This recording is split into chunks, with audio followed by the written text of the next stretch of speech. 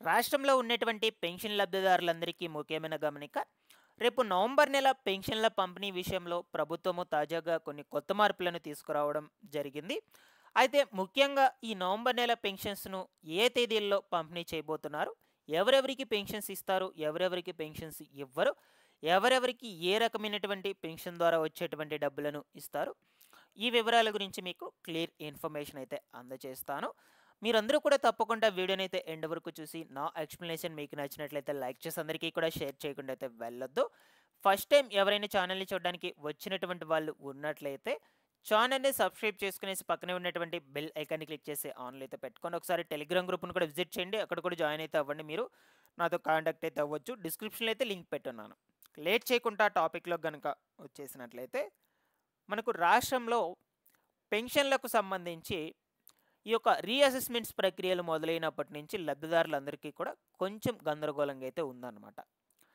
అంటే మనకు ఈ రీఅసెస్మెంట్స్ మొదలుపెట్టినప్పటి నుంచి వాళ్ళు వెరిఫికేషన్‌కి వెళ్తారు. ఆ తర్వాత వాళ్ళకి కొత్త సదరం సర్టిఫికేట్ జారీ చేస్తారు. ఆ సదరం సర్టిఫికేట్‌లో ఎంత పర్సెంటేజ్ ఉంటుందో దాన్ని బట్టి పెన్షన్ రకం అయితే డిసైడ్ చేస్తారనమాట. ఈ ప్రక్రియలు అయితే జరుగుతూ ఉన్నాయి. సో, కొంతమందికి పెన్షన్స్ అనేటువంటివి రద్దు చేయడం జరిగింది. కొంతమందికి పెన్షన్స్ మార్పు చేయడం జరిగింది. కొంతమంది పెన్షన్స్ ఎక్కువ, తక్కువ చేయడం కూడా జరిగిందనమాట.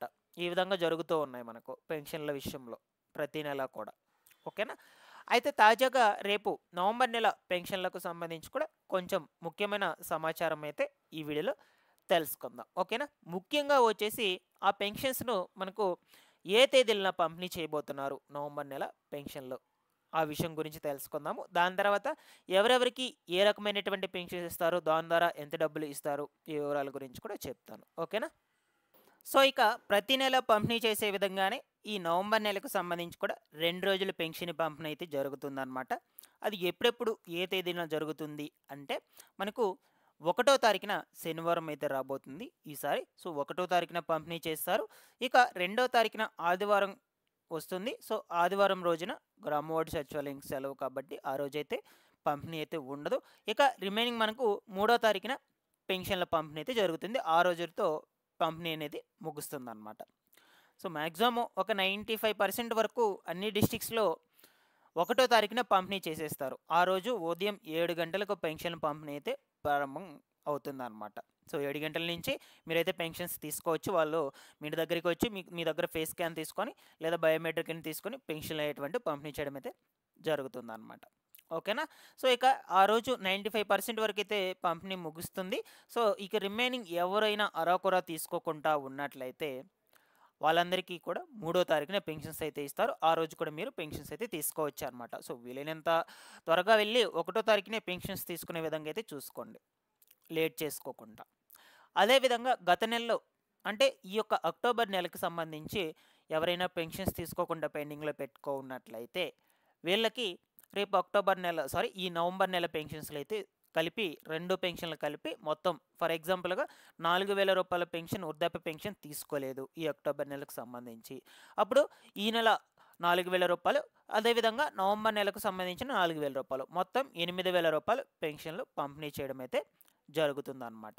ఓకేనా? సో, ఈ విధంగా అలాగా 3 నెలలు మీరు పెండింగ్‌లో పెట్టుకున్నా నో ప్రాబ్లమ్. 3 నెలల పెన్షన్ కలిపి ఒకేసారి అయితే ఇస్తారు. అంతకు మించి అయితే పెండింగ్‌లో పెట్టుకోవద్దు. పెన్షన్స్‌ను తొలగించేందుకు అవకాశాలు కూడా ఉండొచ్చన్నమాట. ఓకేనా? సో, ఈ విధంగా నవంబర్ నెల పెన్షన్ల పంపిణీ అనేది ఏ తేదీన జరుగుతుందో మీకు క్లియర్‌గా అర్థమైందని అనుకుంటున్నాను. 1 తారీఖున పంపిణీ చేస్తారు. 3 తారీఖున పంపిణీ చేస్తారు. 2 తారీఖున పంపిణీ చేయరు. ఎందుకంటే ఆ రోజు ఆదివారం కాబట్టి. ఇక్కడ వరకు క్లియర్. అయితే ఎవరెవరికి పెన్షన్స్ ఇస్తారు, ఎవరెవరికి పెన్షన్స్ ఇవ్వరు అనే విషయం గురించి డిస్కస్ చేసుకుంటే ఇప్పుడు ఎవరికైతే పెన్షన్ రద్దు నోటీసులు జారీ చేసుంటారో వాళ్ళెవ్వరికీ కూడా పెన్షన్స్ అయితే ఇవ్వరండి. పెన్షన్ రద్దు నోటీసులు ఇంకా ఎవరికైతే జారీ చేయకుండా సో, వీళ్ళకి సంబంధించి సదరం సర్టిఫికేట్‌లో పర్సెంటేజ్ అనేటువంటిది అయితే వచ్చుంటుందో దానికి సంబంధించి మాత్రమే పెన్షన్స్ అనేటువంటిదైతే ఇస్తారు. ఫర్ ఎగ్జాంపుల్‌గా ఇప్పుడు మనకు రాష్ట్రంలో ఈ యొక్క మెడికల్ పెన్షన్స్, వికలాంగ పెన్షన్‌లకు సంబంధించి రీవెరిఫికేషన్స్ అయితే జరుగుతూ ఉన్నాయి. అయితే ఈ రీవెరిఫికేషన్స్‌కు వెళ్ళినటువంటి వాళ్ళందరికీ కూడా సదరం సర్టిఫికేట్ జారీ చేస్తారు. ఆ సదరం సర్టిఫికేట్‌లో 40% నుంచి 85% మధ్యలో ఉన్నట్లయితే వీళ్ళకి రూ. 6,000 వికలాంగ పెన్షన్ అయితే ఇవ్వాలి. సో, ఆ రూ. 6,000 వికలాంగ పెన్షన్ ఖచ్చితంగా ఇస్తారు. లేదు మీకిచ్చినటువంటి సదరం సర్టిఫికేట్‌లో వికలాంగతత్వం పర్సెంటేజ్ వచ్చేసి 85% పైన ఉన్నట్లయితే అటువంటి వాళ్ళందరికీ కూడా 15,000 రూపాయలైతే మెడికల్ పెన్షన్స్ వస్తుంది. బట్ వాళ్ళ మంచానికే పరిమితం అయితే ఉండాలన్నమాట. ఇక్కడ వరకు క్లియర్. సో మీరు రీవెరిఫికేషన్స్ వెళ్ళాక వచ్చిన సదరం సర్టిఫికెట్లు అట్లీస్ట్ 40% కూడా లేదు, అయినా మీకు 60 ఏళ్ళు ఉన్నాయి అనుకోండి. సో అప్పుడు మీకు 4,000 రూపాయలు వృద్ధాప్య పెన్షన్ అయితే వస్తుంది. అట్లీస్ట్ మీకు 60 ఏళ్ళు కూడా లేవు, మీకు సదరం సర్టిఫికెట్లో 40% కూడా రాలేదు అనుకుంటే మీకు పెన్షన్ రద్దు నోటీసులు అయితే జారీ చేస్తారండి. ఇక్కడ వరకు క్లియర్. మీరు రీఅసెస్మెంట్స్కి వెళ్ళారు, ఇప్పటికీ మీకు కొత్త సదరం సర్టిఫికెట్ రాలేదు, అయితే మీకు పెన్షన్స్ ఇస్తారా ఇవ్వరా అంటే రేపు నవంబర్ నెలకు సంబంధించి ఖచ్చితంగా ఇస్తారండి. ఎలా ఇస్తారు అంటే పాత సదరం సర్టిఫికేట్, ఇంతకుముందు మీరు ఏ సదరం సర్టిఫికేట్ బేస్ మీద తీసుకుంటూ ఉన్నారో దాని మీద ఆధారంగా మీకు పెన్షన్స్ అయితే ఇస్తారు. అంతేకాని మీకు పెన్షన్స్ పెండింగ్లో పెట్టరు, అందరికీ కూడా ఇస్తారు సదరం సర్టిఫికేట్స్ ఇప్పటికీ ఎవరైనా అందుకోకుండా ఉన్నట్లయితే. ఇక్కడ వరకు క్లియర్. దాని తర్వాత అప్పీల్ పెట్టుకునేటువంటి వాళ్ళు ఎవరైతే ఉన్నారో అప్పీల్స్ చేసుకునేటువంటి వాళ్ళకు ఇంకా రీఅసెస్మెంట్స్ కోసం నోటీసులు జారీ కాకపోయినట్లయితే సో అటువంటి వాళ్ళందరికీ కూడా పెన్షన్స్ ఖచ్చితంగా ఇస్తారండి రేపు నవంబర్ నెలకు సంబంధించి. సో చాలామంది అప్పీల్స్ పెట్టుకునేటువంటి వాళ్ళకు నోటీసులు జారీ చేయమని చెప్పున్నారు ప్రభుత్వాధికారులు, వాళ్ళకి రీఅసెస్మెంట్స్ ప్రక్రియలు స్టార్ట్ చేయమని చెప్పున్నారు.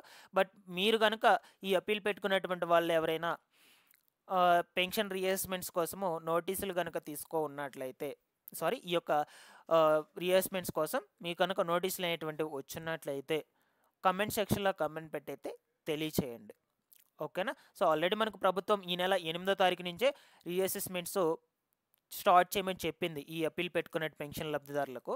బట్ మీరు కనుక ఈ అసెస్మెంట్స్ కోసం నోటీసులు కనుక తీసుకున్నట్లయితే ఎవరైనా అసెస్మెంట్స్కి వెళ్ళున్నట్లయితే సో ప్రతి ఒక్కరు కూడా కమెంట్ సెక్షన్లో కమెంట్ పెట్టేది తెలియచేయండి. లేదు మీకు కనుక ఇంకా నోటీసులు కనుక రాకపోయినట్లయితే వెయిట్ చేయండి, ఖచ్చితంగా అయితే నోటీసులు పంపిస్తారు.